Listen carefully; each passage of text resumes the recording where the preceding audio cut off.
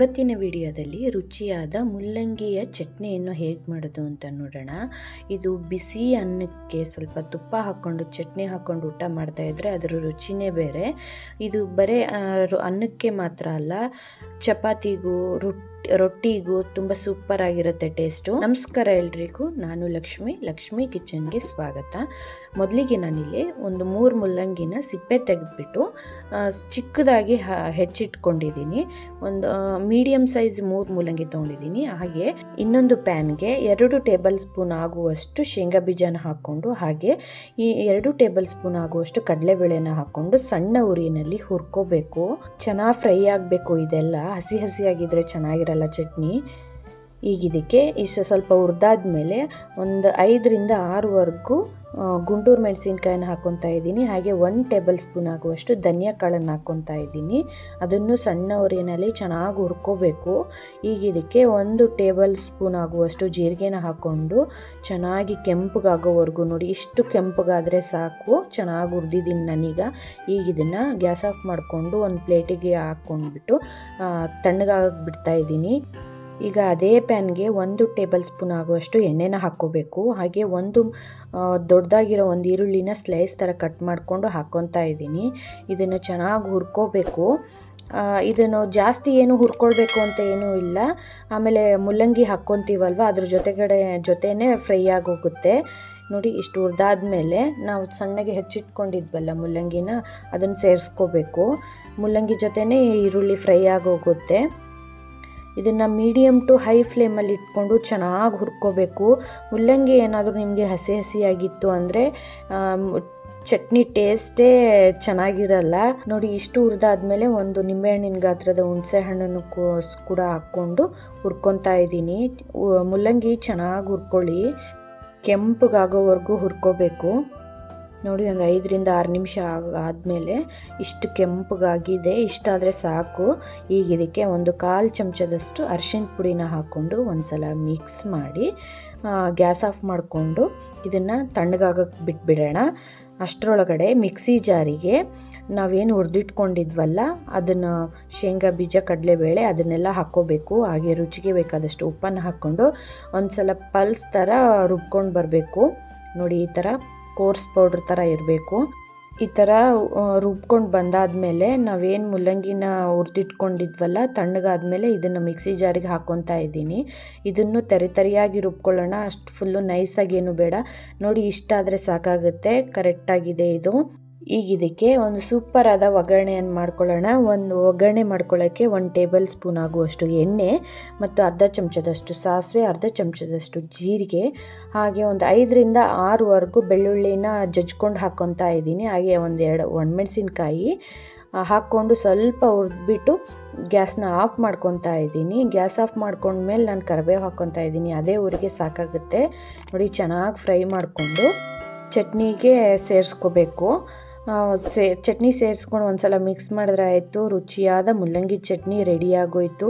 ರಾತ್ರಿಯ ಲೈಟ್ ಊಟಕ್ಕೆ ಚೆನ್ನಾಗಿರುತ್ತೆ ಇದು. ಅನ್ನ, ತುಪ್ಪ ಹಾಗೆ ಚಟ್ನಿ ಜೊತೆ ಸೂಪರ್ ಆಗಿರುತ್ತೆ.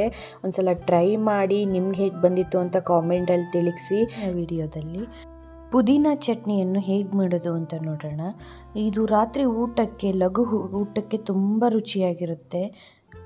ಬನ್ನಿ ಹೇಗೆ ಮಾಡೋದು ಅಂತ ನೋಡೋಣ. ಇಲ್ಲಿ ಒಂದು ಪ್ಯಾನ್ಗೆ ನಾನು 1 ಟೇಬಲ್ ಸ್ಪೂನ್ ಆಗುವಷ್ಟು ಎಣ್ಣೆನ ಹಾಕ್ಕೊತಾ ಇದ್ದೀನಿ. ಈಗ ಇದಕ್ಕೆ ಒಂದು 7ರಿಂದ 8ವರೆಗೂ ಹಸಿಮೆಣ್ಸಿಕಾಯಿನ ಹಾಕ್ಕೊತಾ ಇದ್ದೀನಿ. ಈ ಥರ ಮುರಿದ್ಬಿಟ್ಟು ಹಾಕ್ಕೊತಾ ಇದ್ದೀನಿ. ಹಾಗೆ ಸ್ವಲ್ಪ ಕರಿಬೇವಿನ ಎಲೆ. ಈ ಮೆಣಸಿನ್ಕಾಯಿ ಅಷ್ಟೊಂದು ಖಾರ ಏನೂ ಇಲ್ಲ. ಇದು ಬ್ಯಾಡಗಿ ಕಾಯಿ. ಇದು ಈ ಥರ ಬ್ಯಾಡಗಿ ಖಾರ ಇಲ್ಲದ ಹಾಕ್ಕೊಳ್ಳೋದ್ರಿಂದ ನಿಮಗೆ ಚಟ್ನಿಯ ಕ್ವಾಂಟಿಟಿ ಜಾಸ್ತಿ ಬರುತ್ತೆ,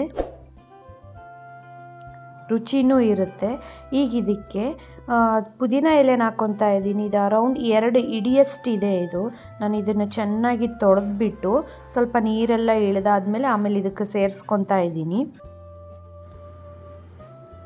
ಹಾಗೆ ಒಂದು ಸಣ್ಣ ನಿಂಬೆಹಣ್ಣಿನ ಗಾತ್ರದ ಹುಣಸೆ ಹಣ್ಣನ್ನು ಹೀಗೆ ಬಿಡಿಯಾಗಿ ಬಿಡಿಸ್ಕೊಂಡು ಹಾಕ್ಕೊತಾ ಇದ್ದೀನಿ. ಹಾಗೆ ಇದಕ್ಕೆ ಒಂದು 3 ಗುಂಟೂರು ಮೆಣಸಿನ್ಕಾಯಿನ, ಒಣಮೆಣಸಿನ್ಕಾಯಿನ ಹಾಕ್ಕೊತಾ ಇದ್ದೀನಿ. ಇದು ರುಚಿನೂ ಕೊಡುತ್ತೆ, ಖಾರನೂ ಕೊಡುತ್ತೆ. ಈಗ ಇದನ್ನು ಚೆನ್ನಾಗಿ ಹುರ್ಕೋಬೇಕು. ಪುದೀನ ಎಲ್ಲ ಚೆನ್ನಾಗಿ ಸೊಪ್ಪೆಲ್ಲ ಫ್ರೈ ಆಗಬೇಕು ಎಣ್ಣೆಯಲ್ಲಿ. ಅಷ್ಟೇವರೆಗೂ ಹುರ್ಕೋಬೇಕಾಗುತ್ತೆ. ಈಗ ಇದಕ್ಕೆ ಒಂದು 10ರಿಂದ 12ವರೆಗೂ ಬೆಳ್ಳುಳ್ಳಿನ ಹಾಕ್ಕೊತಾ ಇದ್ದೀನಿ. ಹಾಗೆ ಒಂದು ಸ್ವಲ್ಪ ಜೀರಿಗೆ ಹಾಕ್ಕೊಂಡು ಹುರ್ಕೊತಾ, ಇದನ್ನೆಲ್ಲ ಮೊದಲೇ ಹಾಕಿಬಿಟ್ರೆ ಸೀದೋಗಿಬಿಡುತ್ತೆ, ಅದಕ್ಕೆ ಮಧ್ಯದಲ್ಲಿ ಹಾಕ್ಕೊತಾ ಇದ್ದೀನಿ ನಾನೀಗ. ನೋಡಿ ಇಷ್ಟು ಹುರಿದ್ರೆ ಸಾಕು, ಚೆನ್ನಾಗಿ ಫ್ರೈ ಆಗಿದೆ. ಇವಾಗಿದು ತಣ್ಣಗಾಗಕ್ಕೆ ಬಿಟ್ಬಿಡೋಣ. ಇನ್ನೊಂದು ಪ್ಯಾನಿಗೆ 3 ಟೇಬಲ್ ಸ್ಪೂನ್ ಆಗುವಷ್ಟು ಬಿಳಿ ಎಳ್ಳನ್ನು ಹಾಕ್ಕೊತಾ ಇದ್ದೀನಿ. ಸಣ್ಣ ಉರಿಯಲ್ಲಿ ನಿಧಾನವಾಗಿ ಉರಿಬೇಕು. ಇದನ್ನು ಸ್ವಲ್ಪ ಕಲರ್ ಚೇಂಜ್ ಆಗುತ್ತೆ, ಲೈಟಾಗಿ ಎಳ್ಳು ಅಲ್ಲೇವರೆಗೂ ಹುರ್ಕೋಬೇಕು. ನೋಡಿ ಈ ಥರ. ಈಗ ಇದನ್ನು ಮಿಕ್ಸಿ ಜಾರ್ಗೆ ಎತ್ತಿಟ್ಕೊಳ್ಳಿ, ಒಂದು ಸ್ವಲ್ಪ ತಣ್ಣಗಾಗಿ ಬಿಟ್ಬಿಡಿ. ತಣ್ಣಗಾದ್ಮೇಲೆ ಒಂದು ಸಲ ರುಬ್ಕೊಂಡು ಬಂದುಬಿಡಿ ಮಿಕ್ಸಿ ಜಾರಲ್ಲಿ. ಆಮೇಲೆ ಇದಕ್ಕೆ ಹುರಿದಿಟ್ಕೊಂಡಿರೋ ಹಸಿಮೆಣಸಿಕಾಯಿ ಮತ್ತು ಪುದೀನ ಮಿಶ್ರಣ ಹಾಕ್ಕೋಬೇಕು.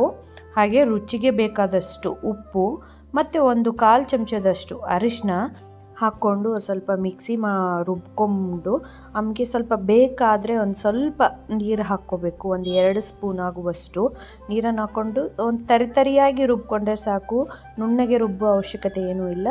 ನೋಡಿ ಈ ಥರ ತರಿಯಾಗಿದ್ದರೆ ಚೆನ್ನಾಗಿರುತ್ತೆ ಚಟ್ನಿ.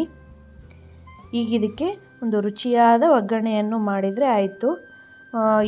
ಒಗ್ಗರಣೆಗೆ ಇನ್ನೊಂದು ಪ್ಯಾನ್ಗೆ 1.5 ಟೇಬಲ್ ಸ್ಪೂನ್ ಆಗುವಷ್ಟು ಎಣ್ಣೆ, ಹಾಗೆ ಇದಕ್ಕೆ ಒಂದು 10 ಕಾಳು ಆಗುವಷ್ಟು ಮೆಂತ್ಯಕಾಳು, ಹಾಗೆ ಒಂದು ಅರ್ಧ ಚಮಚದಷ್ಟು ಸಾಸಿವೆ, 1/4 ಚಮಚದಷ್ಟು ಜೀರಿಗೆನ ಹಾಕ್ಕೊಂಡು ಸ್ವಲ್ಪ ಮೆಂತ್ಯ ಎಲ್ಲ ಕೆಂಪಗಾದ್ಮೇಲೆ ಚಿಟಪಟ ಅಂದಮೇಲೆ ಒಂದು 4ರಿಂದ 5ವರೆಗೂ ಬೆಳ್ಳುಳ್ಳಿನ ಜಜ್ಕೊಂಡು ಹಾಕ್ಕೊಂಡಿದ್ದೀನಿ.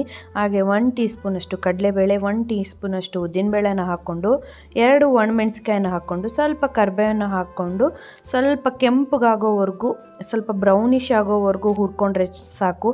ಒಗ್ಗರಣೆ ಚಟ್ನಿಗಳಿಗೆಲ್ಲ ಒಗ್ಗರಣೆ ಸ್ವಲ್ಪ ಜಾಸ್ತಿ ಬೇಯಿದ್ರೆ ಚೆನ್ನಾಗಿರುತ್ತೆ. ಈಗ ರುಬ್ಬಿಟ್ಕೊಂಡ ಚಟ್ನಿನ ಹಾಕ್ಕೊಂಡು 1 ನಿಮಿಷ ಸ್ವಲ್ಪ ಹೀಗೆ ಮಿಕ್ಸ್ ಮಾಡಿಕೊಂಡು ಹುರ್ಕೊಂಡ್ರೆ ಆಗೋಗುತ್ತೆ. ಚಟ್ನಿ ರೆಡಿ, ಪುದೀನ ಚಟ್ನಿ ರೆಡಿ ಆಗೋಗುತ್ತೆ. ನೀವು ಇದನ್ನು ಚಪಾತಿಗೆ, ರೊಟ್ಟಿಗೆ, ಅನ್ನಕ್ಕೆ ಯಾವುದಕ್ಕಾದರೂ ಸರ್ವ್ ಮಾಡ್ಬೋದು. ತುಂಬ ರುಚಿಯಾಗಿರುತ್ತೆ.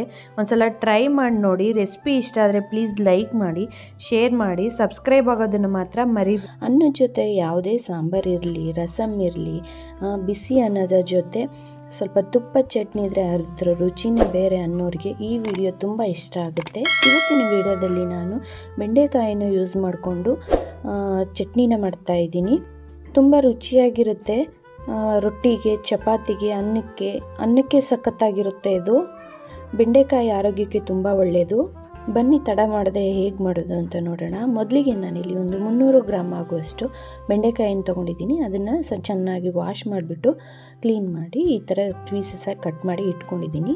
ಈಗ ಇದನ್ನು ಒಂದು ಬಾಣಲಿಗೆ ಒಂದು 2-3 ಡ್ರಾಪ್ ಎಣ್ಣೆನ ಹಾಕ್ಕೊಂಡು ಒಂದು 4 ಹಸಿಮೆಣಸಿನ್ಕಾಯಿನ ಮುರಿದ್ಬಿಟ್ಟು ಹಾಕ್ಕೊತಾ ಇದ್ದೀನಿ. ಇದನ್ನು ಫಸ್ಟು ನಾವು ಫ್ರೈ ಮಾಡ್ಕೋಬೇಕಾಗುತ್ತೆ. ಚೆನ್ನಾಗಿ ಸ್ವಲ್ಪ ಬಾಡೋವರೆಗೂ ಫ್ರೈ ಮಾಡಿ ಒಂದು ಬೌಲಲ್ಲಿ ಎತ್ತಿಟ್ಕೋಬೇಕು. ಲೋ ಫ್ಲೇಮಲ್ಲಿ ಇಟ್ಕೊಳ್ಳಿ, ಇಲ್ಲಾಂದರೆ ಎಲ್ಲ ಘಾಟ್ ಆಗುತ್ತೆ. ಈ ರೆಸಿಪಿಗೆ ನೀವು ಹಸಿಮೆಣಸಿನಕಾಯಿನ ಜಾಸ್ತಿನೇ ಹಾಕ್ಕೋಬೇಕಾಗುತ್ತೆ. ಖಾರ ತಿನ್ನೋರು ಜಾಸ್ತಿನೇ ಹಾಕ್ಕೊಳ್ಳಿ. ನಾನಿಲ್ಲಿ ಒಂದು 4 ಹಾಕ್ಕೊಂಡಿದ್ದೀನಿ.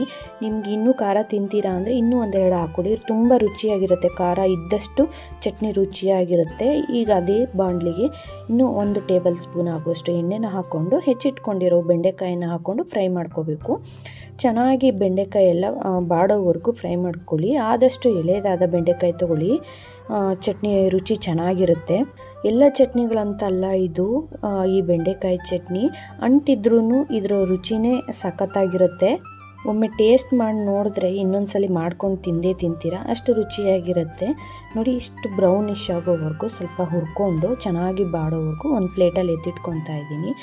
ಒಂದು ಮಿಕ್ಸಿ ಜಾರಿಗೆ ಹುರಿದಿಟ್ಕೊಂಡಿರೋ ಹಸಿಮೆಣಸಿನ್ಕಾಯಿ ಹಾಗೆ ಹುರಿದಿಟ್ಕೊಂಡಿರೋ ಬೆಂಡೆಕಾಯಿನ ಸೇರಿಸ್ಕೋಬೇಕು. ಆದಷ್ಟು ತರಿಯಾಗಿ ರುಬ್ಕೋಬೇಕು. ನಾವು ನೈಸಾಗಿ ಮಾಡ್ಕೋಬಾರ್ದು. ಇದನ್ನು ನೈಸಾಗಿದ್ದರೆ ರುಚಿ ಬರಲ್ಲ. ತರಿ ಇದ್ದಷ್ಟು ಚಟ್ನಿ ರುಚಿ ಚೆನ್ನಾಗಿರುತ್ತೆ. ಈಗ ಇದಕ್ಕೆ ರುಚಿಗೆ ಬೇಕಾದಷ್ಟು ಉಪ್ಪನ್ನು ಹಾಕ್ಕೋಬೇಕು. ಹಾಗೆ ಒಂದು 8ರಿಂದ 10 ಬೆಳ್ಳುಳ್ಳಿ ಎಸಳನ್ನು ಹಾಕ್ಕೊತಾ ಇದ್ದೀನಿ.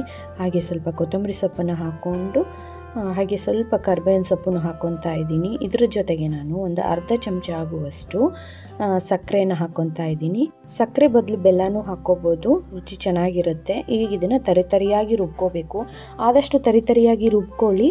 ನೋಡಿ, ಇಷ್ಟು ಇದ್ದರೆ ಸಾಕು. ಇದಕ್ಕಿಂತ ನೈಸಾಗಿ ರುಬ್ಕೊಳಕ್ಕೆ ಹೋಗಬೇಡಿ, ಚಟ್ನಿ ಚೆನ್ನಾಗಿರಲ್ಲ. ಇದಕ್ಕಿಂತ ತರಿಯಾಗಿ ರುಬ್ಕೊಂಡ್ರೂ ಚೆನ್ನಾಗಿರುತ್ತೆ. ಈಗ ಇನ್ನೊಂದು ಪ್ಯಾನಿಗೆ 2 ಟೇಬಲ್ ಸ್ಪೂನ್ ಆಗುವಷ್ಟು ಎಣ್ಣೆನ ಹಾಕ್ಕೊಂಡು ಸ್ವಲ್ಪ ಅರ್ಧ ಚಮಚದಷ್ಟು ಸಾಸಿವೆ ಹಾಗೆ ಅರ್ಧ ಚಮಚದಷ್ಟು ಜೀರಿಗೆನ ಹಾಕ್ಕೊಂಡು ಸ್ವಲ್ಪ ಕರಿಬೇವನ್ನ ಹಾಕ್ಕೊಂಡು ಒಗ್ಗರಣೆ ಮಾಡ್ಕೋಬೇಕು. ಸಾಸಿವೆ ಎಲ್ಲ ಚಿಟಪಟ ಅಂದಮೇಲೆ ಒಗ್ಗರಣೆಯನ್ನು ಆಫ್ ಮಾಡ್ಕೊಂಬಿಡಿ. ಆಮೇಲೆ ನಾವೇನು ರುಬ್ಬಿಟ್ಕೊಂಡಿದ್ವಲ್ಲ, ರೆಡಿ ಮಾಡಿ ಇಟ್ಕೊಂಡಿದ್ವಲ್ಲ ಚಟ್ನಿನ ಹಾಕ್ಕೊಂಡು ಎಲ್ಲ ಎಣ್ಣೆಯಲ್ಲಿ ಒಗ್ಗರಣೆಯಲ್ಲಿ ಮಿಕ್ಸ್ ಮಾಡಿಕೊಂಡ್ರೆ ಆಯಿತು, ಚಟ್ನಿ ರೆಡಿ ಆಯಿತು. ಬೆಂಡೆಕಾಯಿನ ವಾರದಲ್ಲಿ 2 ದಿನ ಆದರೂ ಬಳಸಬೇಕಾಗುತ್ತೆ, ಕಣ್ಣಿಗೆ ತುಂಬ ಒಳ್ಳೆಯದು. ಪಲ್ಯ ತಿಂದು ಬೇಜಾರಾಗಿದ್ದರೆ ನೀವು ಈ ಥರ ಚಟ್ನಿನ ಟ್ರೈ ಮಾಡ್ಬೋದು. ಡಿಫ್ರೆಂಟ್ ಆಗಿರುತ್ತೆ, ಟೇಸ್ಟು ಇಷ್ಟ ಆಗುತ್ತೆ ನಿಮಗೆ. ನೋಡಿ, ಇದನ್ನು ನಾನೆಲ್ಲ ಒಗ್ಗರಣೆನೆಲ್ಲ ಚೆನ್ನಾಗಿ ಮಿಕ್ಸ್ ಮಾಡಿಕೊಂಡು ಈ ಕೊನೆಯದಾಗಿ ಗ್ಯಾಸೆಲ್ಲ ಆಫ್ ಮಾಡಿಬಿಟ್ಟಿದ್ದೀನಿ ನಾನು ಆಗಲೇ. ಈಗ ಇದಕ್ಕೆ ಒಂದು ಅರ್ಧ ಹೋಳಾಗುವಷ್ಟು ನಿಂಬೆಹಣ್ಣನ್ನು ಇಟ್ಕೊಂಡ್ಬಿಟ್ಟು ಒಂದು ಸಲ ಮಿಕ್ಸ್ ಮಾಡಿಕೊಂಡ್ರೆ ಆಯಿತು, ಬೆಂಡೆಕಾಯಿ ಚಟ್ನಿ ರೆಡಿ ಆಯಿತು. ಉತ್ತರ ಕರ್ನಾಟಕದ ಕಡೆ ತುಂಬ ಹೆಚ್ಚಾಗಿ ಮಾಡ್ತಾರೆ ಈ ಚಟ್ನಿನ. ತುಂಬ ರುಚಿಯಾಗಿರುತ್ತೆ. ಇದು ಬಿಸಿ ಅನ್ನಕ್ಕೆ, ರೊಟ್ಟಿಗೆ ಹಾಗೆ ಚಪಾತಿಗೆ ಯಾವುದಕ್ಕಾದರೂ ಹೇಳಿ ಮಾಡಿಸ್ದಂಗಿರುತ್ತೆ. ಟ್ರೈ ಮಾಡಿ ಒಂದು ಸಲ. ಹೇಗೆ ಬಂದಿತ್ತು ಅಂತ ಕಾಮೆಂಟ್ ಬಾಕ್ಸಲ್ಲಿ ತಿಳಿಸಿ.